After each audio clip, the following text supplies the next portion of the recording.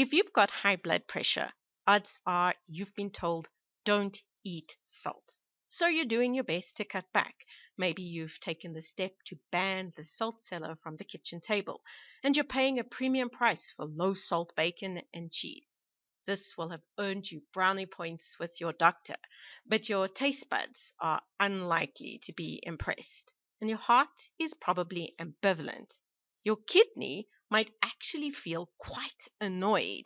You see, on his very long list of key performance indicators is conserve sodium. Sodium movements drive the movement of hundreds of chemicals. Surprised? Well, like cholesterol, health gurus have picked on sodium for years. But from a biological perspective, sodium is seen as an essential nutrient.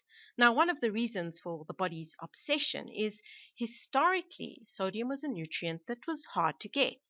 It's just not that high in real foods. This is why Mother Nature gave us a salt tooth. Like animals, you've got a salt palate. And humans have gone to great lengths to get it.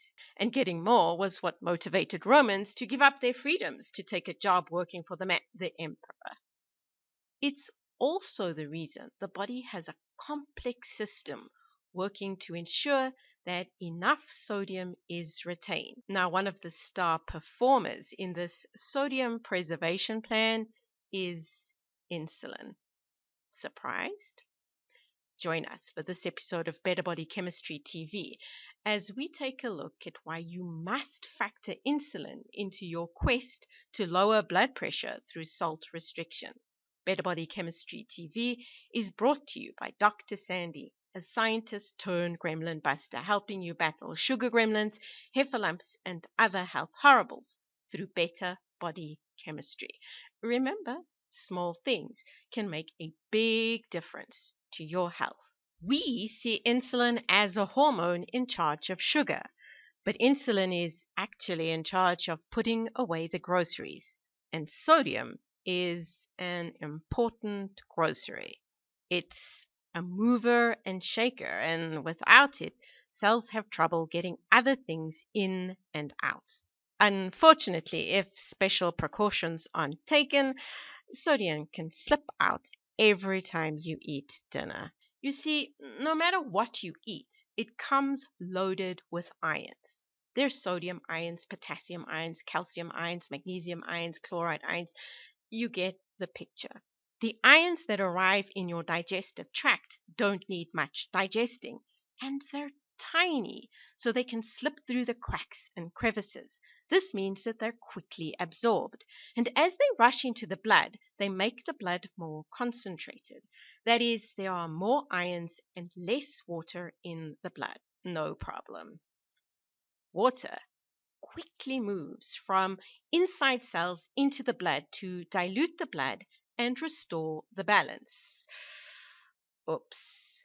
The movement of water into the blood vessels means that more fluid is in the pipes, but the pipes have a limited capacity. So blood pressure rises, precipitating a scramble to dump some of the liquid. The kidney obliges, taking instructions from a hormone called vasopressin, which is dispatched by the brain to keep charge of these things. The kidney begins to install water pumps to pump out the water. Now, as the water is pumped out, it tends to drag sodium ions with it.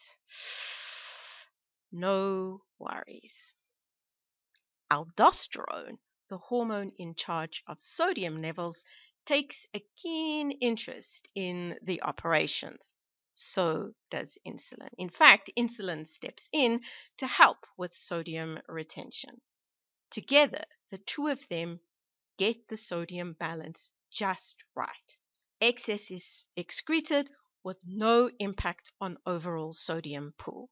Within an hour or so, everything is back to normal and everyone is happy. Blood pressure is down, insulin is down, vasopressin is down, aldosterone is down, sodium is down, potassium is down. Well, this is what happens when you're not insulin resistant.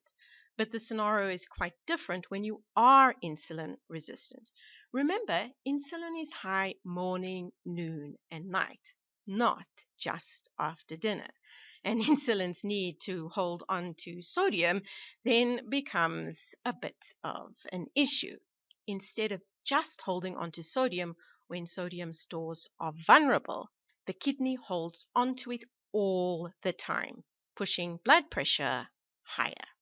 Now, it doesn't happen to everyone.